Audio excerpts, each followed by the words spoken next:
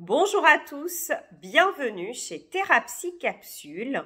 Merci de vous abonner si ça n'est pas déjà fait, merci de liker cette vidéo et de la partager et merci de commenter. Tous vos commentaires sont vraiment très appréciés et nous permettent d'animer cette chaîne. Alors aujourd'hui, un sujet intéressant, qu'est-ce que je risque si je reste dans la relation avec un pervers narcissique ou un narcissique? Alors, la question, elle est importante parce que souvent, cette relation a présenté des aspects, au moins au départ, très intéressants, très attirants, très attractifs. On peut ressentir dans une relation amoureuse un profond amour pour cette personne. Si c'est un collègue de travail ou une personne de notre famille, on peut avoir envie quand même de garder des liens parce qu'on a un passé commun, parce qu'il y a des projets communs, parce que des fois, on n'a pas le choix. Parce qu'on a des enfants en commun, par exemple, des enfants ensemble. Qu'est-ce qui va se passer si je reste avec cette personne, si je reste dans son voisinage proche? Alors, si je reste ou si je retourne? Parce que bien évidemment, souvent, même après la rupture avec un pervers narcissique ou un narcissique, la plupart des gens disent « Oui, mais cette personne me manque quand même. Certains aspects de notre vie me manquent. Cette personne, elle avait des côtés profondément attirants et j'ai du mal. » Alors souvent, ça fait état, ça participe du trauma bonding. Le trauma bonding, c'est un attachement à une personne toxique pour un certain nombre de raisons et je vous invite à regarder ma vidéo sur le sujet. Qu'est-ce que je risque si je reste avec une personne comme ça? La première chose, c'est que je ne vais pas pouvoir construire ma vie. Souvenez-vous que ce sont des gens, alors ils sont différents, hein, narcissiques et pervers narcissiques ont beaucoup de points communs, mais ont aussi des différences, mais par contre, dans les points communs, il y a le refus de l'altérité. Ils refusent tout ce qui n'est pas comme eux. Ça veut dire que pour trouver votre mission de vie, c'est Martha Beck, qui est un auteur américain, une psychologue américaine extraordinaire, qui a écrit « Trouvez votre étoile du Nord ».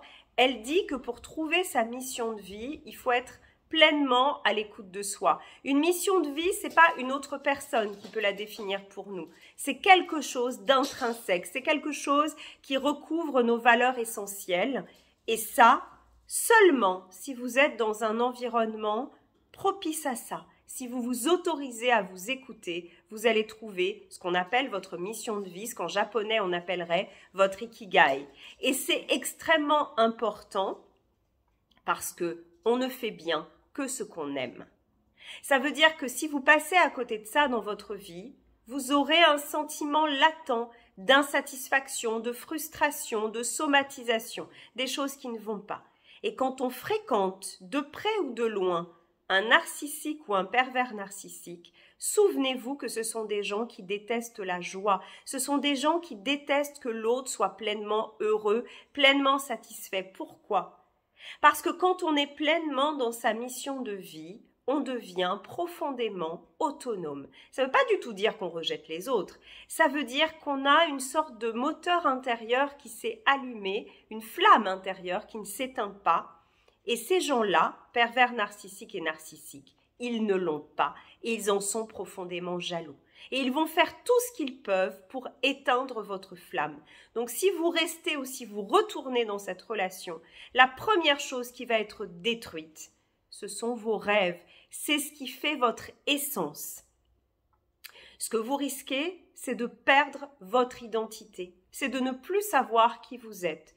Tout simplement parce que cette personne ou ces personnes jouent avec votre cerveau. Ces personnes ne sont pas capables d'écouter, d'accueillir, d'accepter qui vous êtes, vos émotions, d'accepter vos réactions, de travailler avec ça avec vous, de négocier. Ces personnes, elles vont vouloir définir qui vous êtes et ce que vous avez le droit ou non de ressentir. Et vous allez voir que c'est extrêmement limité ce que vous avez le droit de ressentir. Et progressivement, et c'est un très grand risque, vos émotions vont s'émousser. Vous allez ressentir un grand vide intérieur un peu comme eux. Et c'est ce qu'ils veulent. Alors, ça ne veut pas dire que vous leur ressemblez du tout. Ça ne veut pas dire que vous devenez comme eux. Ça veut dire qu'ils arrivent à éteindre ce qui fait votre moteur. Nos émotions, elles sont essentielles. La liberté de les ressentir, de travailler dessus, de les exprimer, bien sûr, dans le respect de l'autre, c'est une liberté essentielle. Sans ça, vous ne pouvez pas vous épanouir, que ce soit chez vous, au travail, avec des amis. Or, que pratiquent ces gens narcissiques ou pervers narcissiques fondamentalement, ils pratiquent énormément le gaslighting. Rappelez-vous ce que c'est la négation des émotions de l'autre, la négation de sa réalité. Et à cause de ça, vous allez devoir passer des jours et des jours de rumination à vous demander est-ce que vous avez le droit de ressentir ça? Est-ce que vous l'avez vraiment ressenti? Est-ce que vous n'exagérez pas? Parce que l'autre va vous renvoyer systématiquement que c'est toujours de votre faute. Donc, à force de fréquenter cette personne, vous allez perdre confiance en vous.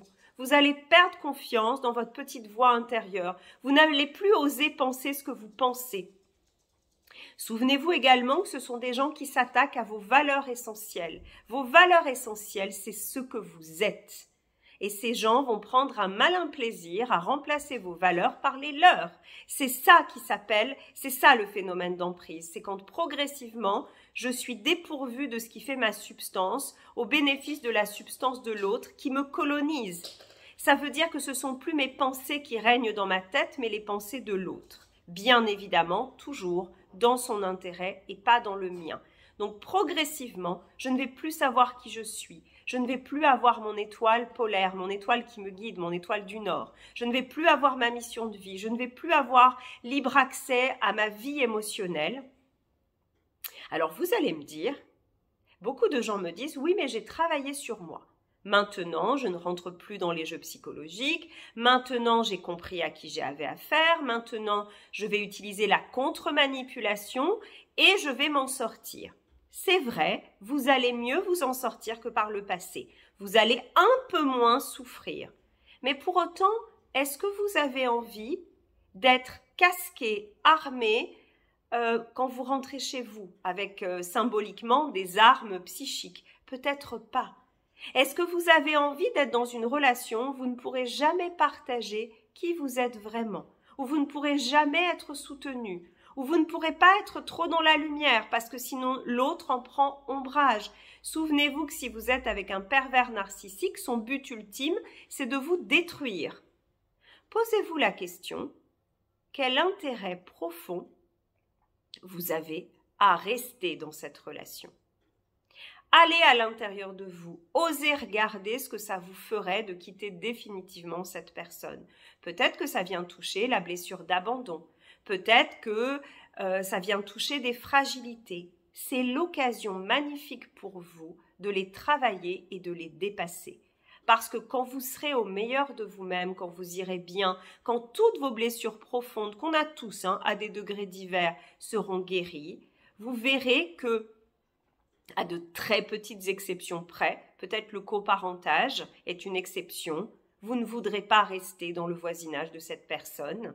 Et même le coparentage, il faut le limiter au minimum. Alors je sais bien ce que vous allez me dire, vous n'avez pas vraiment le choix, c'est vrai, mais limitez les contacts au maximum. Sachez que ces gens font aussi autre chose, ils vous pompent inconsciemment votre énergie. Regardez comment vous êtes avant et après une rencontre ou même un texto ou même un mail. Ce sont des gens qui ont une façon de faire inconsciente qui fait qu'ils se nourrissent de vos émotions, de votre substance.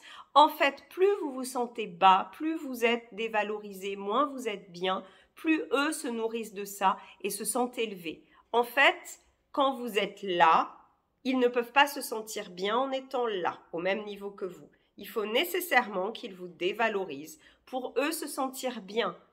Est-ce que vous avez envie de ça?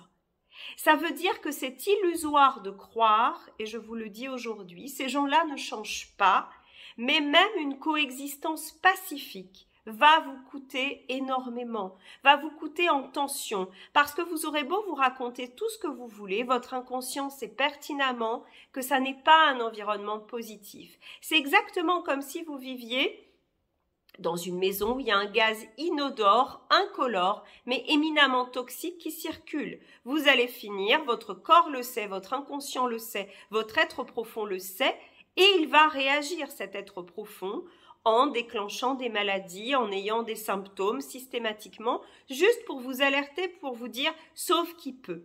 Et je vous invite à faire ce « sauf qui peut » en toute sécurité pour vous, mais rapidement. À très vite.